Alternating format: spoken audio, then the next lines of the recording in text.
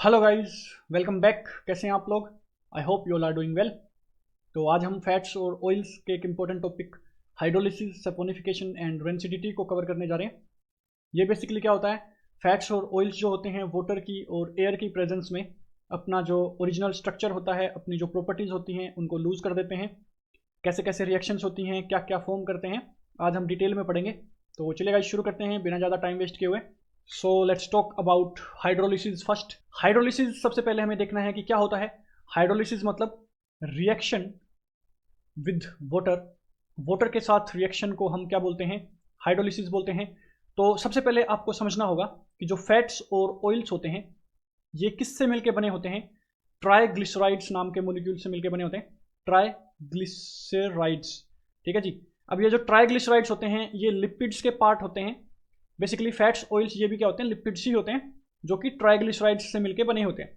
तो इन ट्राइग्लिसराइड्स की हमें रिएक्शन पढ़नी है किसके साथ? हाइड्रोलिसिस, मतलब वाटर के साथ इसकी रिएक्शन पढ़नी है, इनकी हाइड्रोलिसिस रिएक्शन पढ़नी है।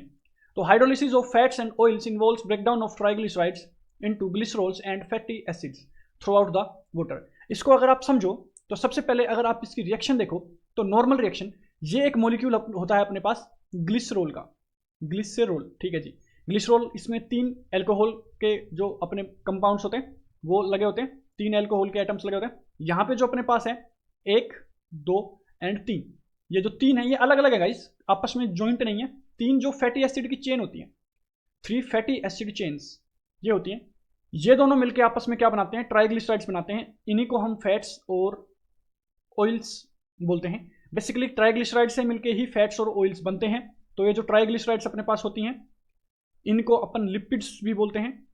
नाउ ये जो रिएक्शन होती है ये होती है अपनी फॉरवर्ड रिएक्शन। ये बन के क्या बनाते हैं? अपने पास ट्राइग्लिसराइड्स बनाते हैं। ये हम फॉर्मेशन ऑफ फैट्स पढ़ रहे हैं, फॉर्मेशन ऑफ ऑयल्स पढ़ रहे हैं। इसके अंदर क्या होता है? वाटर का रिलीज होता है। क्या होता है? वाटर का रिलीज होता है। यहां से OH ग्रुप और यहां से H ग्रुप जो होता है बाहर जाता है और रिलीज ऑफ वाटर होता है। क्या होता है? रिलीज ऑफ वाटर होता है। ठीक है जी। ऐसे ही यहां पे होता है और ऐसे ही यहां पे होता है। तो 3 मॉलिक्यूल्स ऑफ वाटर यहाँ पे रिलीज होते हैं और क्या बन जाते हैं? ट्राइग्लिसराइड्स बन जाते हैं। एस्टरिफिकेशन की रिएक्शन होती है, एस्टर बॉन्ड बनता है इसमें। ये देखो एस्टर बॉन्ड है, तो ये हमारे ट्राइग्लिसराइड बन जाते हैं। अब आप ध्यान से देखो कि ये ट्राइग्लिसराइड्स जो हैं यही ऑयल्स और फैट्स होते हैं। अब ये वाटर के साथ रिएक्ट करके ये दोबारा से यही रिएक्शन देते हैं। इन्होंने वाटर रिलीज करके क्या बनाया? ट्राइग्लिसराइड्स मतलब फैट्स और ऑयल्स बनाए। और फैट्स और ऑयल्स जो है वाटर के साथ रिएक्ट करके हाइड्रोलिसिस रिएक्शन में क्या दे देते हैं? यही दोनों दोबारा दे देते हैं, फैटी एसिड्स की चेन और ग्लिसरॉल।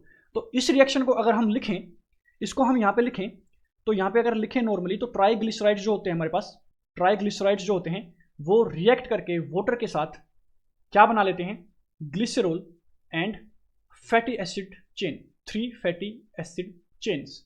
अब इसको हम ऐसे भी लिख सकते हैं, ट्राइग्लिसराइड्स जो हमारे पास होते हैं ये CH2, CH एंड CH2 साथ में O के साथ जुड़े हुए होते हैं।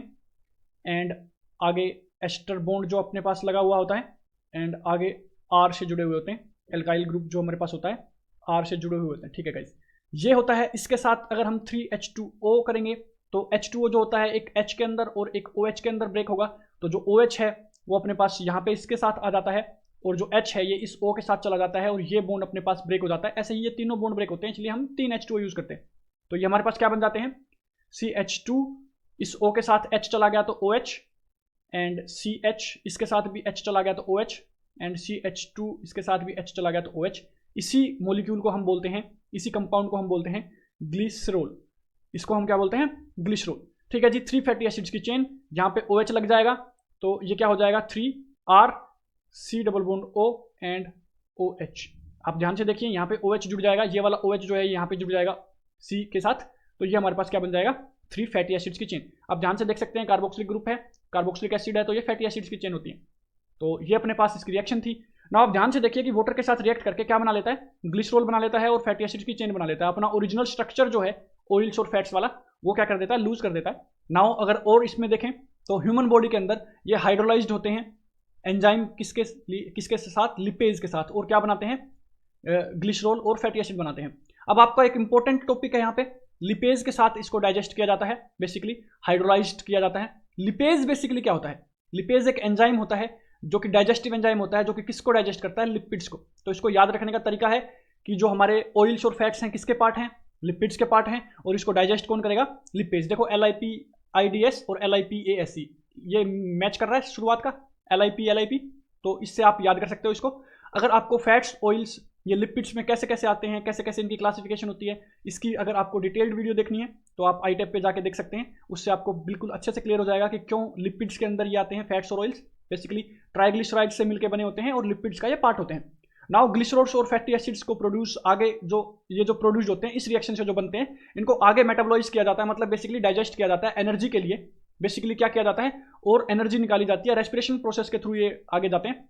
तो इनसे एनर्जी निकाली जाती है किसके आगे, बायोलॉजिकल प्रोसेस से, और आगे रेस्पिरेशन प्रोसेस से इनकी एनर्जी निकाली जाती है। तो ये था अपना हाइड्रोलिसिस। नाउ नेक्स्ट अगर हम पार्ट देखें तो saponification guys, saponification is also hydrolysis process. ये भी वाटर के साथ रिएक्शन करता है, बट वाटर के साथ कौन सा मीडियम रखते हैं हम, एल्केलाइन मीडियम रखते हैं।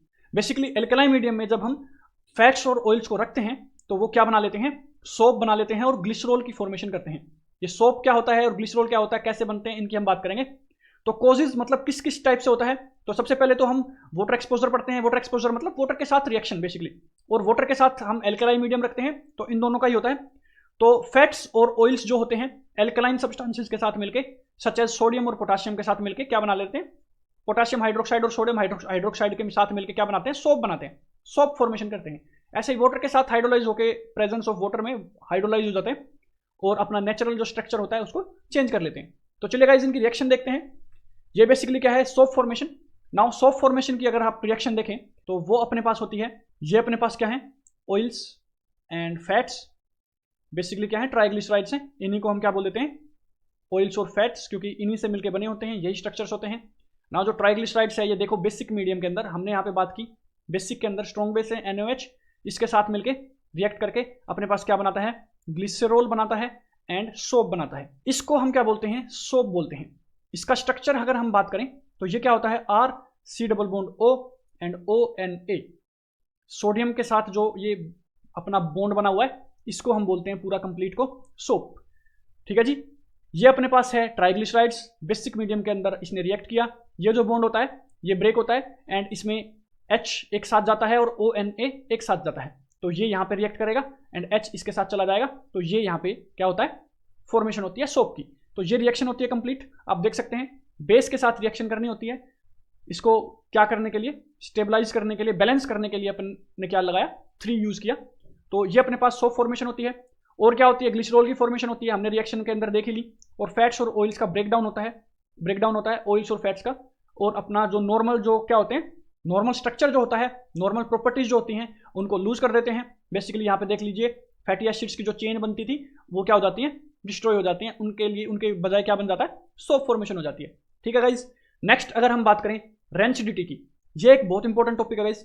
रेंसिडिटी क्या होती है, रेंसिडिटी जो है वो एयर की प्रेजेंस के अंदर ऑक्सीडेशन रिएक्शन होती है। ऑक्सीडेशन क्या मतलब, ऑक्सीजन के साथ रिएक्शन होती है, किसकी, फैट्स की और ऑयल्स की। और क्या बना लेते हैं, इसका रिजल्ट क्या निकल के आता है, उसका टेस्ट खराब हो जाता है, स्मेल चेंज हो जाती है और पोटेंशियली टॉक्सिक कंपाउंड्स बना लेते हैं, जो कि एल्डेहाइड और कीटोन्स होते हैं। ये बॉडी के लिए क्या होते हैं, अच्छे नहीं होते, बेसिकली टॉक्सिक नेचर के होते हैं, हार्मफुल नेचर के होते हैं। तो ये काम होता है किसमें, रेंसिडिटी में। फैट्स और ऑयल्स जो होती हैं वो एयर की प्रेजेंस में ऑक्सीडेशन हो जाती है उनकी। ठीक है गाइस, तो कॉजेज क्या क्या होते हैं, सिर्फ यही नहीं होते, ऑक्सीडेशन, एक्सपोजर, ऑक्सीजन के साथ रिएक्शन, हीट अगर ज़्यादा ही कर दी जाए और अगर नेचुरल एनवायरनमेंट में रखे हुए हैं तो भी ऑक्सीडेशन हो सकती है। और अल्ट्रावायलेट रेज, जो अल्ट्रावायलेट रेज होती है, लाइट के अगर कॉन्टैक्ट में ज़्यादा रखे जाएं तो भी ऑक्सीडेशन हो सकती है।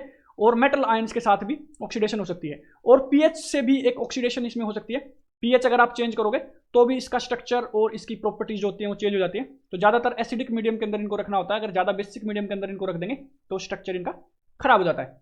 नाउ अगर हम इसकी बात करें इफेक्ट्स क्या क्या होते हैं रेंसिडिटी के, फर्स्ट हम देखते हैं ऑफ फ्लेवर्स एंड ओडर्स, मतलब टेस्ट चेंज हो जाता है और स्मेल भी चेंज हो जाती है। रेंसिड फैट्स एंड रेंसिड जो ऑयल्स होते हैं developed unpleasant flavours and odours, taste और जो स्मेल है वो अनप्लीजेंट हो जाती है, उनकी खराब हो जाती है। न्यूट्रिएंट्स लॉस, मतलब बेसिकली क्या है कि ऑक्सीडेशन जब होता है इनका तो क्या हो जाते हैं, जो असेंशियल फैटी एसिड की चेन होती है और जो विटामिन इनके अंदर प्रेजेंट होते हैं, फैटी एसिड्स जो हमने देखा था, ये जो चेन थी अपने पास RCOOH वाली, ये जो चेन्स थी अपने पास, जो 3 चेन्स वहाँ पे यूज हो रही थी, वो क्या होते हैं, वो डिग्रेड हो जाती हैं, डिस्ट्रक्शन उसका हो जाता है, और कुछ असेंशियल विटामिन जो इसके अंदर इनके अंदर प्रेजेंट होते हैं वो भी क्या हो जाते हैं, अपनी प्रॉपर्टीज को लॉस कर देते हैं, तो वो न्यूट्रिएंट्स लॉस के अंदर काउंट करते हैं। नाउ थर्ड अगर हम इसकी बात करें, टॉक्सिक कंपाउंड फॉर्मेशन होता है, मतलब कुछ ऐसे एल्डिहाइड और कुछ ऐसे कीटोन्स की फॉर्मेशन होती है।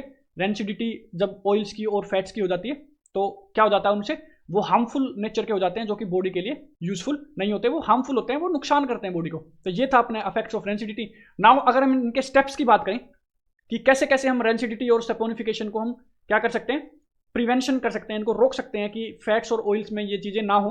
तो सबसे पहले तो स्टोरेज हमें ऐसी रखनी होती है कि जिसके अंदर एयर जो है वो ना जाए, हमें एयर टाइट कंटेनर्स के अंदर उनकी क्या करनी होती है, स्टोरेज करनी होती है, ताकि ऑक्सीजन के साथ वो रिएक्शन ना कर पाए।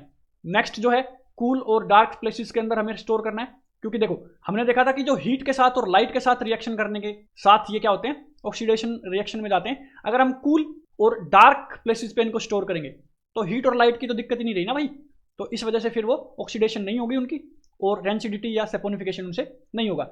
नाउ थर्ड अगर हम बात करें, एंटीऑक्सीडेंट्स को यूज करना होता है। जैसे मान लो हमने कोई चिप्स वगैरह हैं जो कि हम किस में फ्राई करते हैं, ऑयल्स के अंदर फ्राई करते हैं या फैट्स जैसे बटर वगैरह के अंदर फ्राई करते हैं, तो इनके साथ जब हम फ्राई करते हैं तो जो चिप्स के ऊपर ऑयल लगा रहता है, उनकी जब पैकिंग करते हैं तो उनके अंदर नाइट्रोजन गैस भरी जाती है।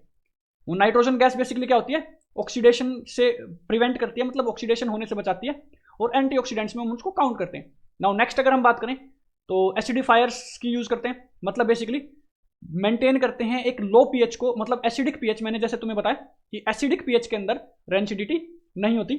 So last but not the least, proper handling and processing, मतलब क्या है बेसिकली कि भैया मेटल के आयंस में हमने बात करी ना, मेटल्स के साथ भी होता है, तो कॉपर वॉपर के अगर बर्तनों के अंदर अगर हम उनको रख रहे हैं या कोई ऐसा हीट और मॉइस्चर के अंदर इनके अंदर रख दिया जाए तो उससे भी हो सकता है। तो ज़्यादातर इसको कांच के बोटल्स के अंदर रखी जाए, प्लास्टिक बोटल्स के अंदर हम इनको रख सकते हैं फैट्स को और ऑयल्स को, ठीक है। तो इनको ज़्यादातर मेटल्स के बर्तनों में ना रखा जाए तो बेटर होता है। So these are some of the points which we used to prevent rancidity and saponification. तो आज की वीडियो में इतने रखते हैं guys, take care, bye bye, see you.